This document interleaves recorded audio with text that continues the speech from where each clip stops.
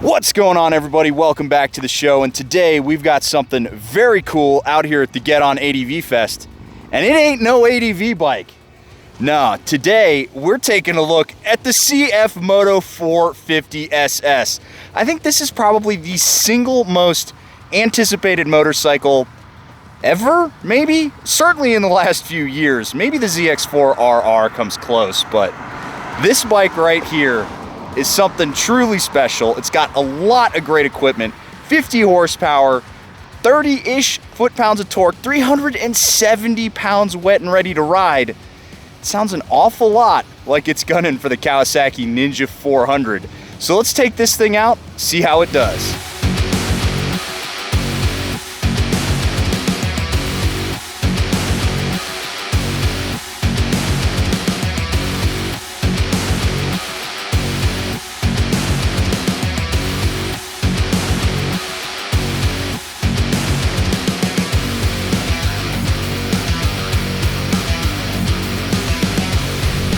Alrighty folks, we are pulling out of the Buffalo Chip on the 450SS, and we're getting right on the highway because I think this is probably the easiest thing to show. That's Josh, a much lighter human than I, on a bigger bike. He's on the CLX 700 or the 650, and yeah, this thing was more or less keeping pace with him going at a moderate speed. Holy cow, this is a nice little stable motorcycle for 370 pounds. I tend to expect these bikes to have a little bit of wanderability. They tend to get knocked around a little bit when you start getting at higher speeds. No, this is super stable. And another thing that I like is it's not crazy buzzy. I'm at fourth at about, halfway through the power band, 6,500 RPM, and it's not crazy buzzy, but I still got 2 gears, and I can go down. It's got a lot more of a kind of low V-twin lope and rumble, and it pulses through the handlebars like a V-twin, not like a little parallel twin, which is awesome because of that 270-degree crank. Another nice thing while we're going straight, it's easy for me to look down at this pretty killer little TFT. It's not the biggest TFT dash in the world, but I don't know, man. It tells me everything I need. It's got a nice digital tack down there. It's got big speed. This one doesn't have the switchable rider modes, so it's just all go, no quit, which frankly I prefer. I don't need a bunch of rider modes on a bike that's only making 50 horsepower. Last thing I want to cover here is just general kind of ergonomic setup on this bike. My lower half is a little bit tighter than my upper half, for sure. My lower half, it feels like if I had slightly lower rear sets, I'd be a lot more comfortable. It's not terrible. It's exactly what I was expecting. Pseudo-aggressive, but not properly aggressive. We'll see how it stacks up in a few minutes after I go through town, but just cruising like this into Sturgis here, very comfortable motorcycle. Alrighty folks, welcome to downtown Sturgis, and here I would like to point out 2 things. First of all, the clutch pull on this motorcycle. It's the lightest clutch pull I've ever felt on any bike ever, period. To the point where I'm like, maybe it could stand to be a little bit heavier, like you put a slightly heavier clutch spring in there, just to give you a little bit more pull on that lever, because it's almost hard for me to feel the engagement point of the clutch because it is so light. That's really nice when you're just cruising around town. But me personally, I like a little bit of heft because there's no real difference that I'm feeling between off clutch and on clutch. It can be a little bit hard for me initially to feed in because I'm basically having to listen to the motor to tell me when the clutch is engaged, which it's kind of weird. I'm like trying to listen to when it climbs and when it's doing stuff. Very interesting that it is this light on the bike. And second thing, Brembo M40 on a 370-pound motorcycle stock. That's nuts. And you really do feel how just quick, fast this thing brakes. I mean, yeah, it slows down real quick. And it's the lever, the master cylinder, it all feels excellent. But that's enough of the nitty-gritty. Now it's time to have some fun and get this motorcycle out in Vanocker Canyon and see what it can do around a corner, shall we? This is what I'm really excited for. All right, let's start having some fun with this guy and see how it feels at a couple of different paces here. Just, you know, slowly working its way up. So far, we've been cruising through this canyon, and these are some pretty, like, flowing sweepers through here. I mean, with me at 250 pounds in my gear, I would really expect this motorcycle to, the suspension to sort of struggle under my weight, to basically stay in place. A lot of times when I'm on these little motorcycles and I hit something mid-corner, they get upset with me, and you can feel that they're just not particularly happy.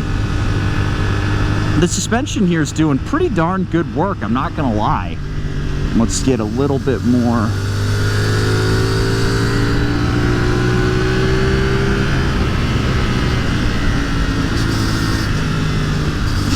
Yeah, dude.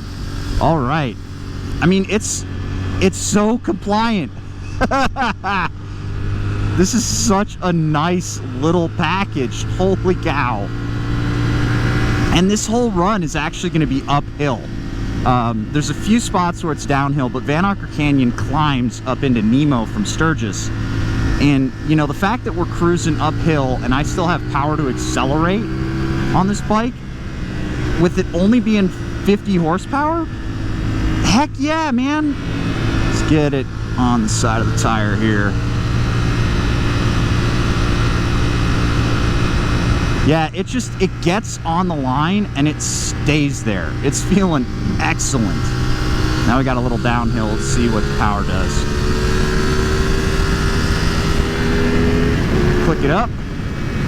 Transmission feels excellent. Transmission feel is one of those things on motorcycles where I get very particular about it. I like the transmission to click into place. I like a positive feeling. I don't like a lot of slop in the lever.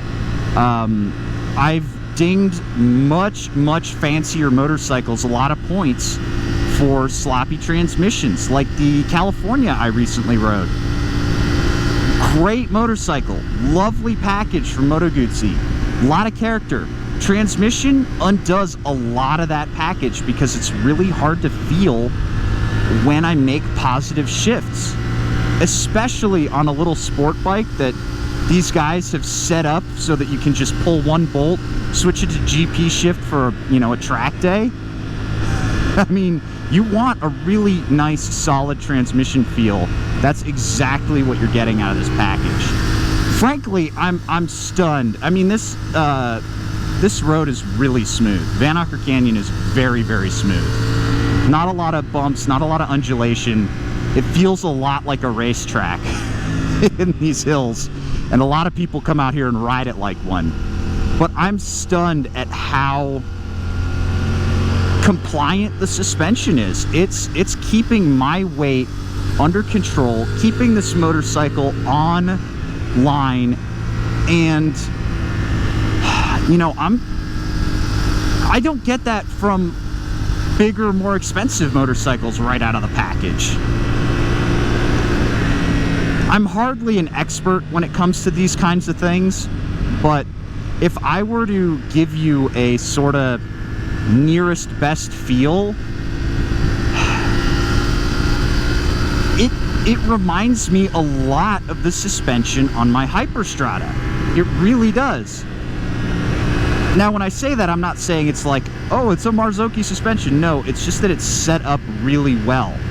You know, the feel right out of the box for a non-adjustable suspension is really good. It does make me wonder, though, if you're a little bit lighter than I, if it might feel a bit harsher. We're going to get Josh on the back of this, and I'll ask him his opinions on it later, but I'm really stunned at how good the suspension is.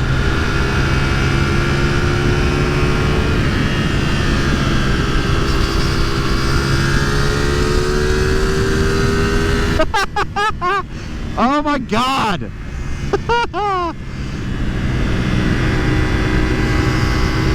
Dude, if you're just starting out and you want the sport bike, you want a bike that has the sport bike look, that has the sport bike vibe, that feels really great, that you could take to a track and absolutely rail on, this is that motorcycle.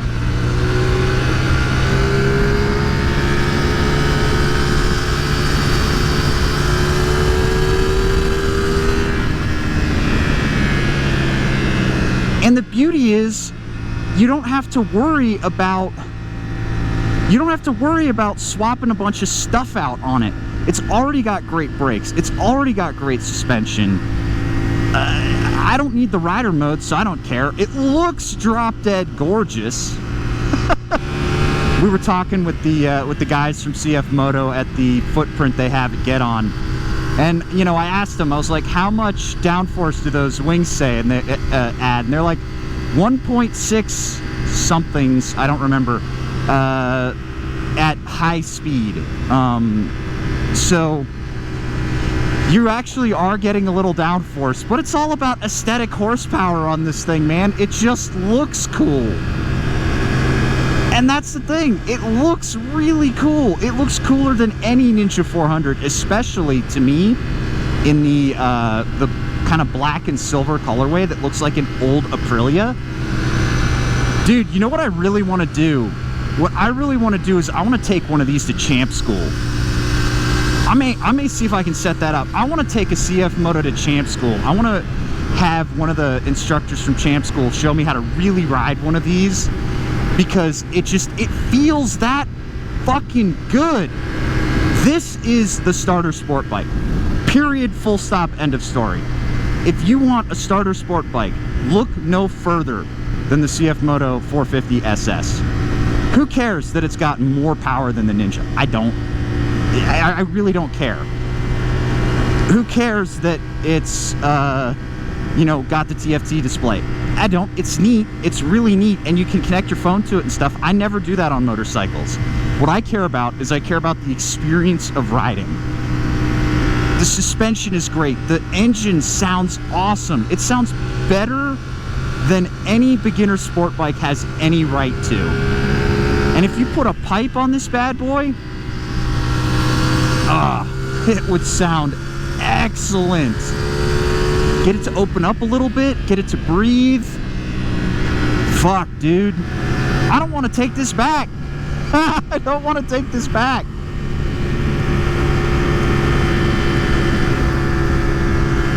What a sweet ride, man.